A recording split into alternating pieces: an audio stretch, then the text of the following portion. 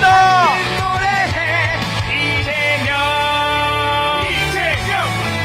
일하는 사람들이 행복한 대한민국 2% 물가 관리로 우리의 삶을 지켜줘 3% 경제 성장 경제와 민생 살리고 4대 강국을 만들 미래 전략 산업보고고 5천의 시대 이재명과 함께 더불어민주 모두 함께 민주 국민을 위한 민주 새로운 나라 더불어민주당 국민 모두가 함께 지킨 민주 미래를 위한 민주 예, 연설자분들은 아래로 모시겠습니다. 예, 제가 많이 덥습니다. 우리 아까 연습한 거 있죠? 자, 오른손을 드시고 엄지척 국민 행복 국민 도구 국민 통합 국민 승리 대통령 기호 1번 지금은 예, 감사합니다. 우리 대통령 후보님의 연설을 들어보도록 하겠습니다. 존경하는 인천 시민 여러분, 남동 구민 여러분, 반갑습니다. 더불어민주당 대통령 후보 인천 시민 이재명 인사드립니다.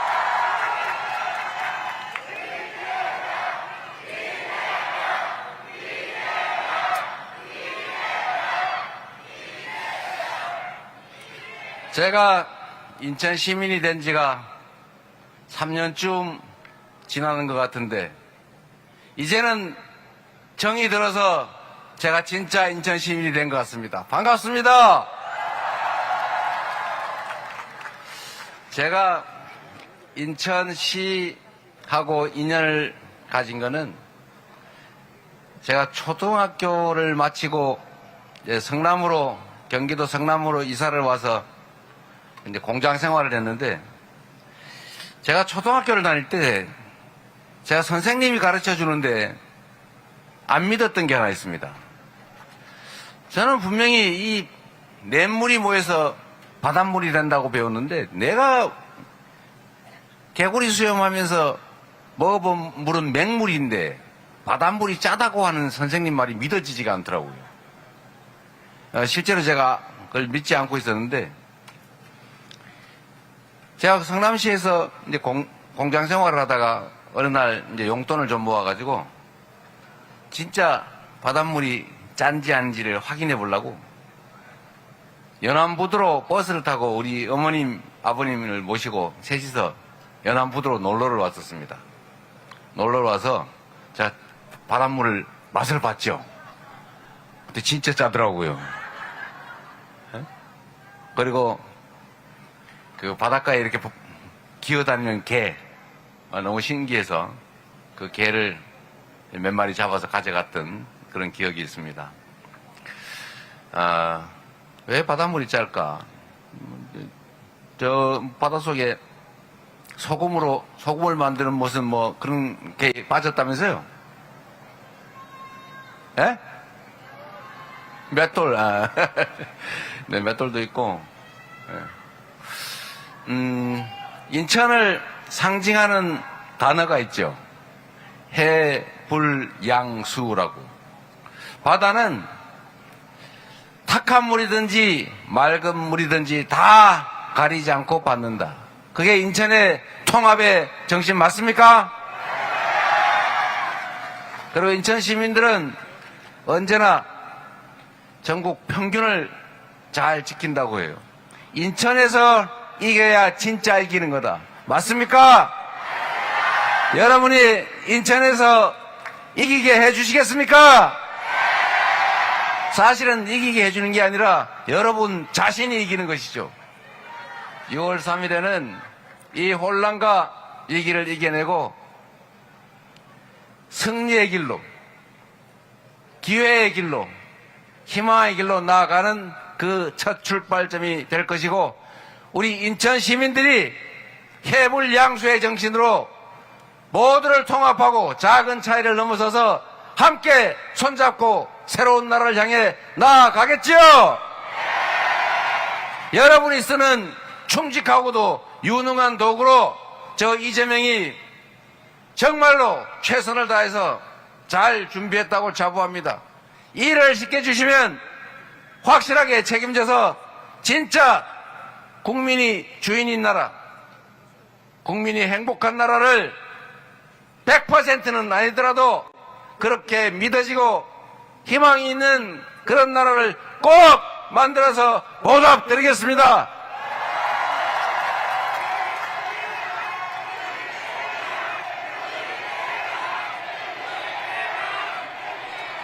사실 인천 하면은 대한민국 최초로 개항된 곳이고 대한민국 근대화가 시작된 곳이기도 합니다. 그리고 지금도 대한민국 성장 발전의 관문 역할을 하고 있죠. 부산이 계속 인천을 비교를 하더라고요. 안타까운 일이죠. 인천도 발전하고 부산도 발전해야 되는데 부산은 퇴락하고 인천은 발전하니까 부산이 자꾸 소외감을 느끼고 있더라고요. 그래서 제가 이제 온난화 때문에 30년대가 되면 북극 항로가 열리게 된다. 그때를 준비하기 위해서는 대한민국이 물류 도시로, 국제 물류 도시로 성장 발전해야 되는데 그 중심이 부산이 될 거다. 부산이 소멸의 위기를 겪고 소외를 심하게 느끼고 있으니까 대한민국 정부 부처 중에 유일하게 딱 한 개만 예외적으로 부산으로 옮겨서 부산을 북극 항로에 대비한, 북극 항로 시대를 대비한 중심 도시로 만들겠다 이렇게 얘기했더니 인천 분들이 야, 해수부를 왜 부산에 주는 건데 인천에 줘야지 이러는 분들이 계시다는 얘기를 들었는데 그런가요, 여러분? 뭐 그런 마음 드는 거 당연하죠. 누구나 그런 생각할 수 있습니다. 그런데 여러분, 우리가 함께 사는 세상 아닙니까? 우리는 그거 말고도 많잖아요. 부산은 굶어 죽는데 우리는, 그리고 해수부는 원래 다 세종으로 충청으로 다 가기로 돼 있는 거 아닙니까? 국가기관은. 거기서 더 멀리 가는데 왜 안 돌아오냐고 그러시면 그 멀리 있는 곳이 얼마나 섭섭하겠어요. 그러나 인천은 또 인천대로의 발전 전략을 또 가지면 되지 않겠습니까? 함께 사는 세상, 모두가 기회를 동등하게 누리고 나만이 아니라 너도 살고 협력을 통해서 혼자 살 때보다 둘이 하는 게 셋이 하는 것만큼 더 많은 효율을 내는 그런 진정한 공동체로 우리가 나아가야 하지 않겠습니까? 그리고 인천은 앞으로도 지속적으로 성장 발전할 것이고, 제가 명색이 인천 출신의 최초의 대통령이 될지도 모르는데 팔이 안으로 굽는다고 제가 사는 동네를 제가 더 잘 챙기지 않겠습니까, 여러분?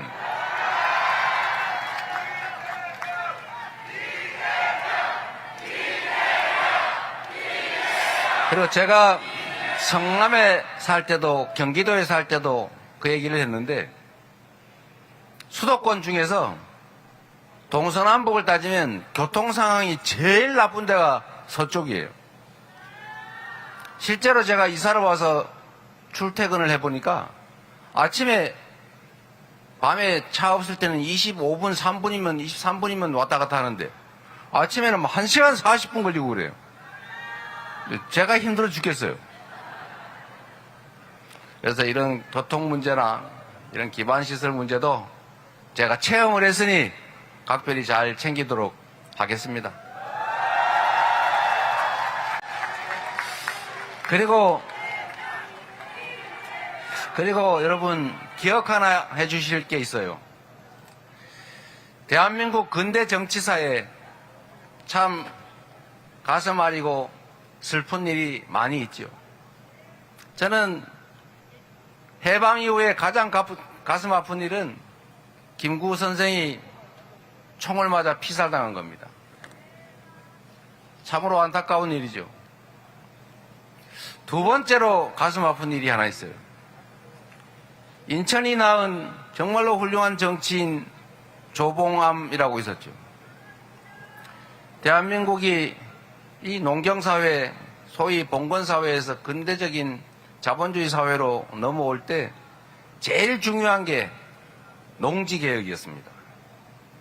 농지를 지주로부터 다 환수해서 소작농들에게 작용할 수 있도록 농지를 분배해 줬잖아요. 이거 아무 나라들이 할 수 있는 일이 아닙니다. 대한민국의 자본주의 시장 경제가 제대로 시작되게 된 것, 지속적으로 대한민국 경제가 성장하기 시작한 것은 바로 이 농지개혁 시작되고부터입니다. 이 농지개혁을 실제 주도했던 사람이 조봉암이라는 분이었죠. 국민들에게 인기도 참 많은 사람이었어요. 이승만 정권이 못된 짓도 많이 했고 비난받을 것도 많지만 사실 이 농지개혁 하나는 정말 인정해 줄 성과입니다.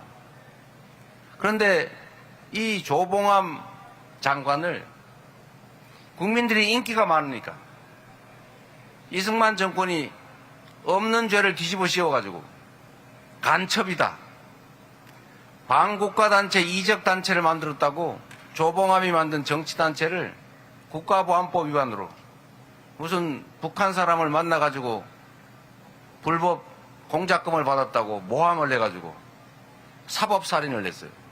사형 선고를 한 다음에 기소해서 진짜 사형 집행을 해버렸습니다.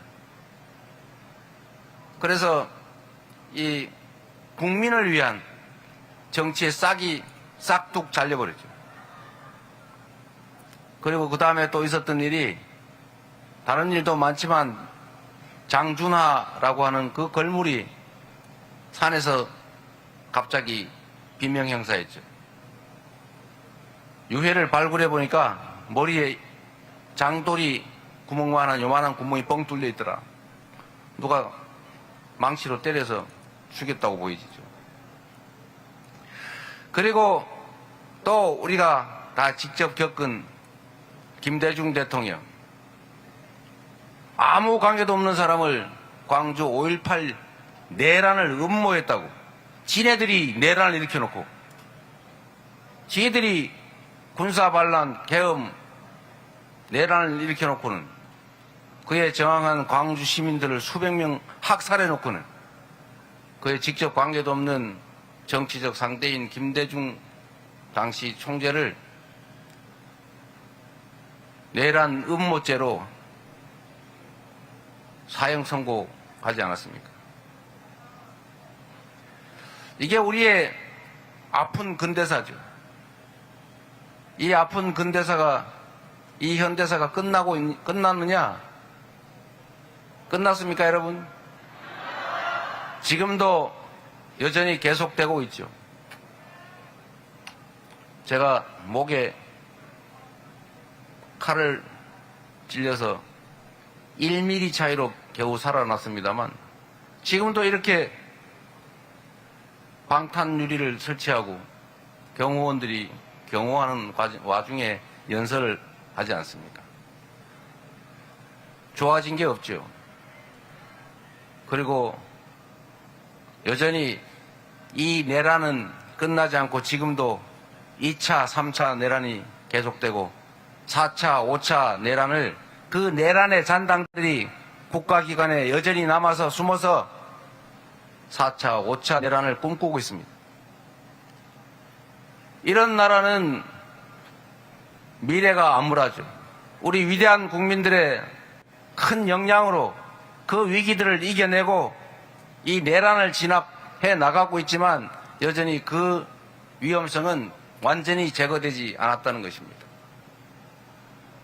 그래서 여러분, 이번 6월 3일 선거는 이 내란 세력들, 5천만이 함께 살아가는 이 진정한 민주공화국 공동체를 자신들의 사적 이익을 위해서 권력을 남용하고 기득권을 유지하기 위해서 다수 대중들을 절망시키게 하는 그들이 다시는 이 나라를 함부로 농단하지 못하도록 만드는 첫 출발점이 되어야 됩니다.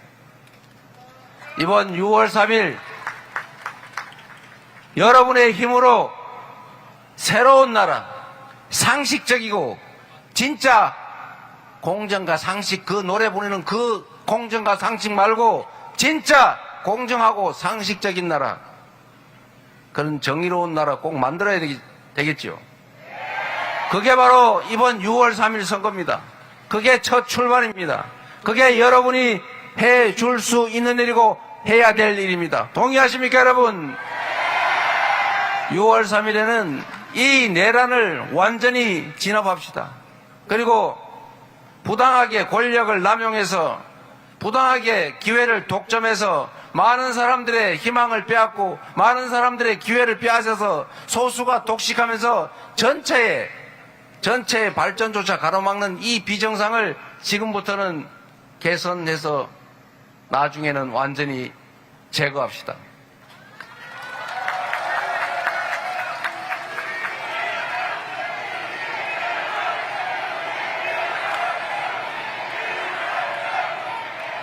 조봉암 장관은 사법살인을 당하지 않았다면 아마 당연히 이승만을 누르고 대통령이 됐을 것이죠. 그리고 대한민국의 역사는 바뀌었겠죠. 이렇게 한순간의 선택이 국가의 운명을 좌우하지 않습니까? 이번 6월 3일은 이 대한민국이 과거로 계속 퇴락해 갈 건지 희망의 미래로 나아갈 것인지 망할 건지 흥할 건지 국민을 위한 나라가 될 것인지 국민이 이용당하는 나라가 될 것인지 진짜 민주공화국이 될 것인지 가짜 공화국이 될 것인지가 결정됩니다. 그 첫 출발은 바로 여러분의 손에 달려 있습니다. 투표지는 총보다 강합니다. 투표가 탱크보다 강하다. 바로 여러분 한 분 한 분이 새로운 역사를 만드는 바로 그 총알이다. 동의하십니까, 여러분? 자신 있습니까? 할 수 있습니까? 준비됐죠? 확실하게 해 지웁시다, 여러분.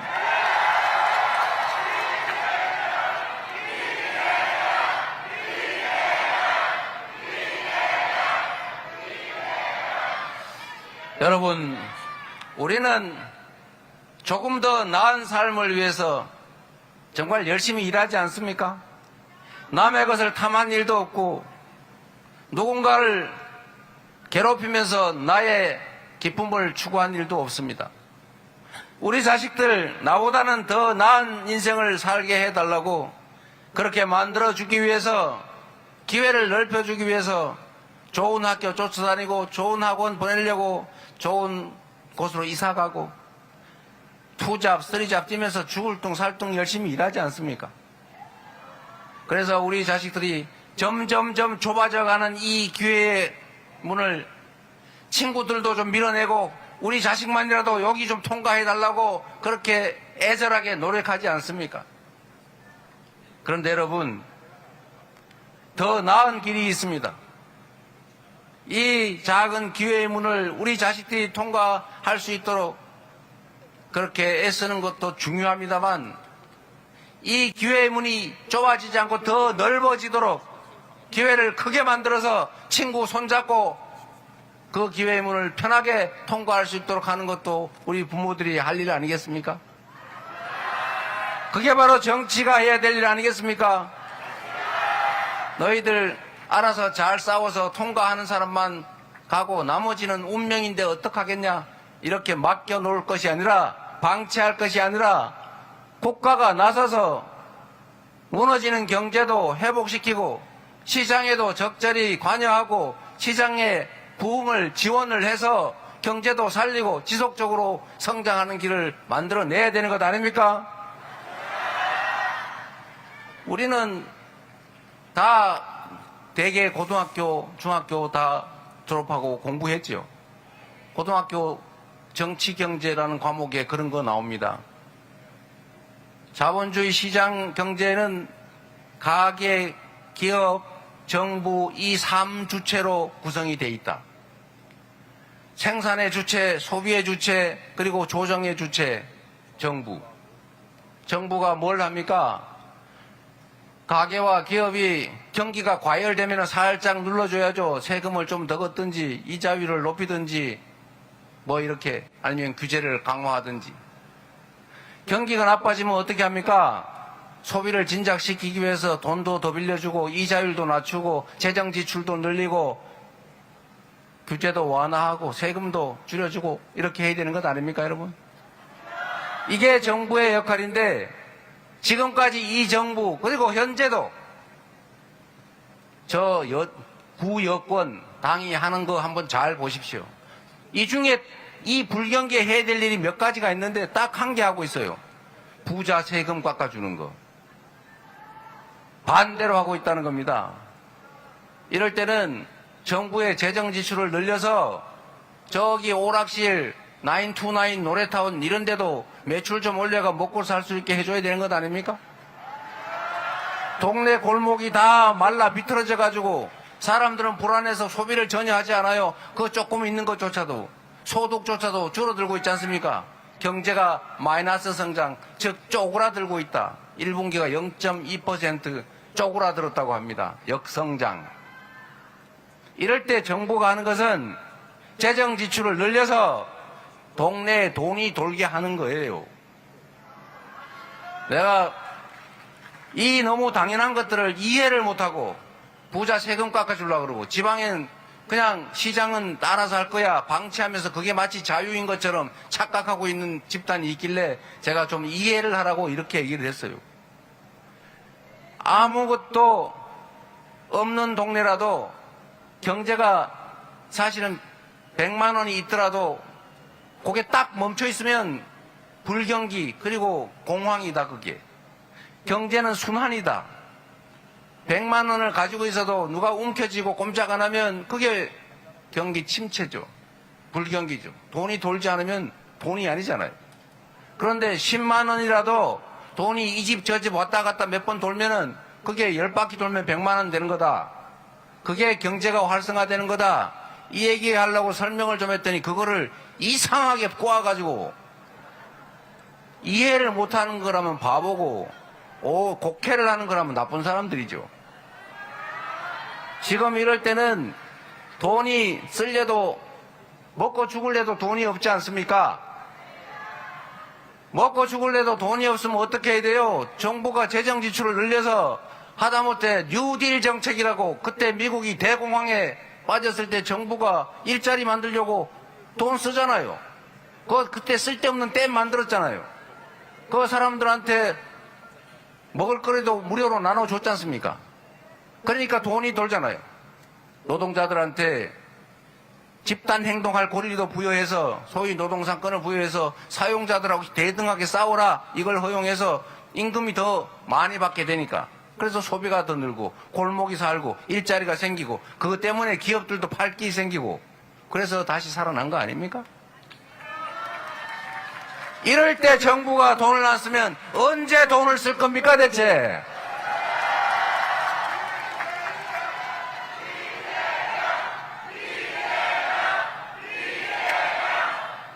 그리고 여러분 참 한심한 얘기가 또 있는데 여러분도 그 얘기를 잘 들어주십시오.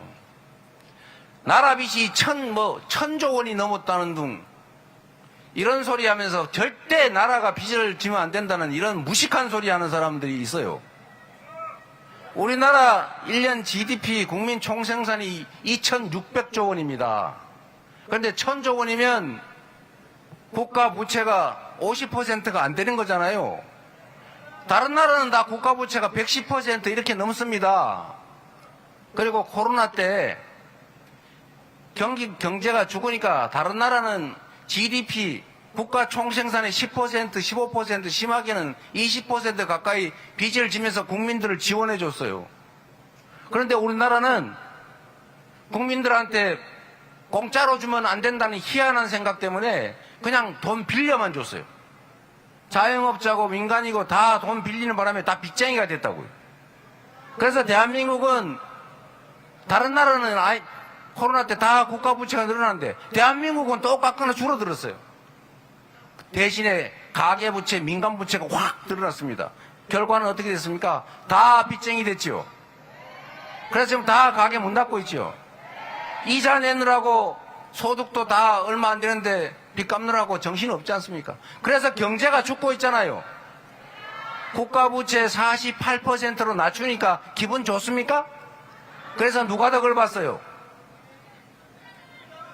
다른 나라들은 10%, 15%, 20% 국가 부채가 더 늘어나면서 민간을 지원해서 민간이 살았습니다. 대한민국은 국가 부채 안 늘어났다고 좋아하고 있던데 대신에 민간인 국민들 자영업자들이 빚이 잔뜩 늘어나가지고 그냥 빚쟁이가 돼서 다 망했어요. 대체 뭐 하는 겁니까 이게? 그 고등학교 교과서에 나오는 거라니까요. 여러분 이게 왜 이런지 아십니까? 이 정책 결정을 하는 사람들, 이 국가 부채를 가지고 그런 주장을 하는 사람들이 주로는 서민 다수 대중이 아닙니다. 다 힘센 사람들, 주요 보수 언론들, 힘센 경제 관료들, 대기업 임원 이런 사람들. 그들은 시민들에게 대중들에게 재정 지출이 줄면 자기들한테 오는 몫이 크다는 걸 알고 있어요. 여러분 인천시나 예를 들면 구청도 마찬가지입니다. 다른 지역은 저기 호남의 민주당 단체장들은 제가 자꾸 압박을 해가지고 지역화폐로 30만 원씩 50만 원씩 지급하는 곳이 많아요. 여기는 안 하죠. 똑같은 예산을 가지고 왜 거기는 하는데 여기는 못합니까? 그러면 그쪽 지역들은 그 지원을 하는 파주시나 이런 데는 돈이 남아서 있습니까? 거기가 뭐 빚을 더 졌습니까? 아니면 세금을 더 걷었습니까? 똑같은 예산 가지고 똑같이 쓴 거 아닙니까? 그런데 지역화폐로 10만 원을 지급하면 받는 사람은 10만 원 당연히 늘죠. 그런데 그 사람 10만 원 지역화폐로 줬으니까 무조건 그 동네 골목에 써야 되죠. 100% 썼으니까 그러면 소득이 그 어딘가에서 10만 원이 늘었겠죠. 그럼 20만 원 된 거 아닙니까? 그리고 그 소비된 그 가게 주인은 가만히 있겠어요? 그 돈 가지고 썼겠죠. 빚을 갚든지. 그럼 옆 가게가 덕을 받겠죠. 그렇게 돈을 울고 도는 거 아닙니까? 그렇게 하는 게 정부가 이 불경기에 해야 될 일 아닙니까? 그렇게 한다고 나라 살림 거덜납니까?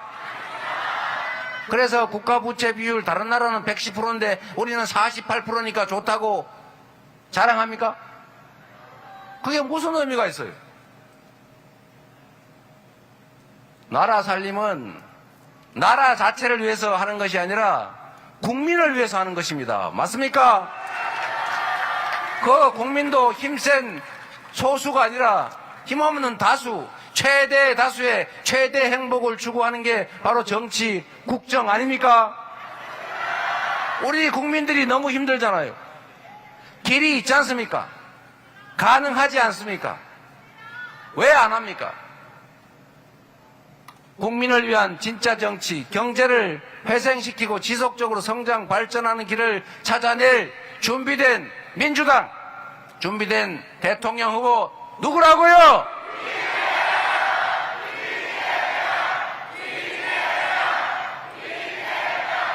여러분, 우리는 지난 3년간 너무나 많은 것을 잃고 망쳤습니다.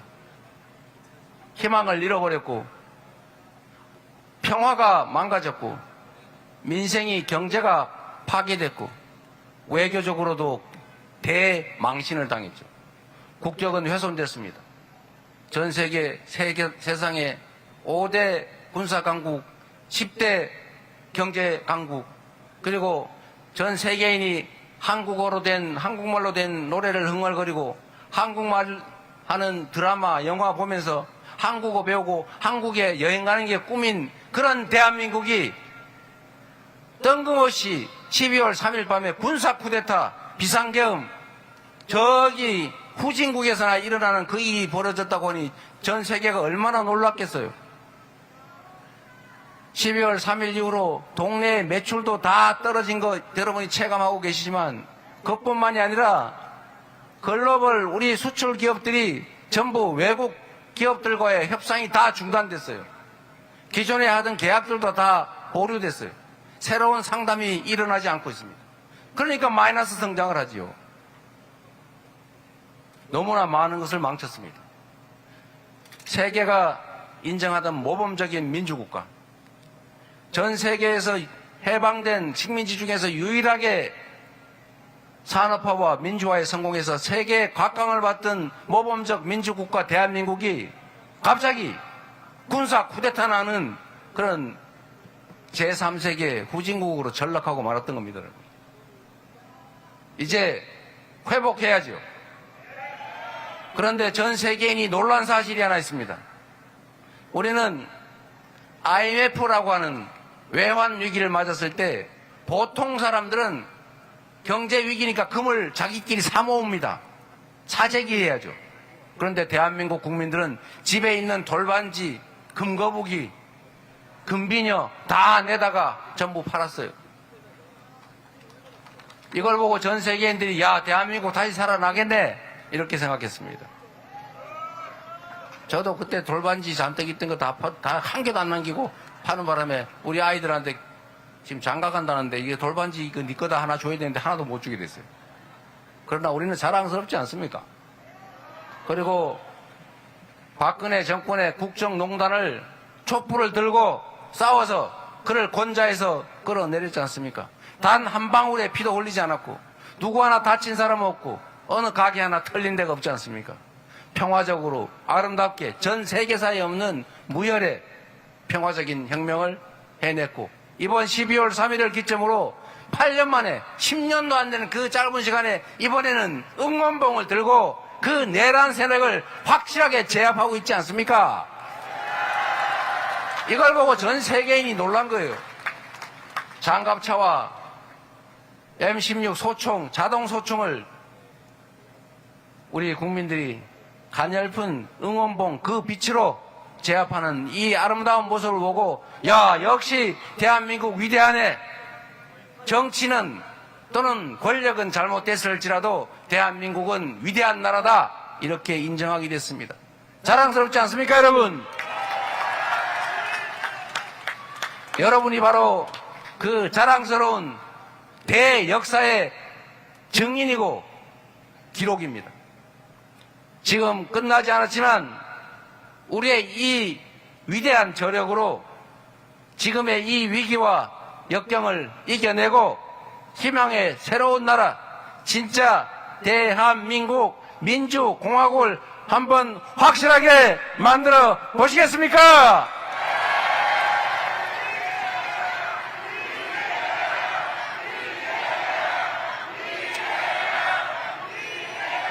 자신감을 가지면 좋겠습니다. 우리는 위대한 나라이고 위대한 국민들입니다. 바로 여러분이 세계사에 없는 위대한 혁명을 해내고 있는 혁명 전사들입니다. 이겨냅시다. 이겨낼 수 있습니다. 그리고 우리는 6월 3일을 기점으로 역사적 분기점을 긍정의 방향으로 희망의 나라로 찬란한 보물을 향해서 가게 될 것입니다. 우리는 준비되어 있습니다. 그리고 그 최일선의 저 이재명과 민주당이 그리고 여기 계신 우리 인천의 국회의원님들, 원내위원장들 함께 하겠습니다. 그래서 그렇기 때문에 지금은 이재명입니다. 감사합니다. 예, 뜨거운 박수 부탁드립니다. 다시 한번 외치겠습니다. 국민 행복, 국민 동구, 국민 통합, 국민 승리, 기호 1번, 지금은 대통령! 예, 뜨거운 박수 부탁드리겠습니다.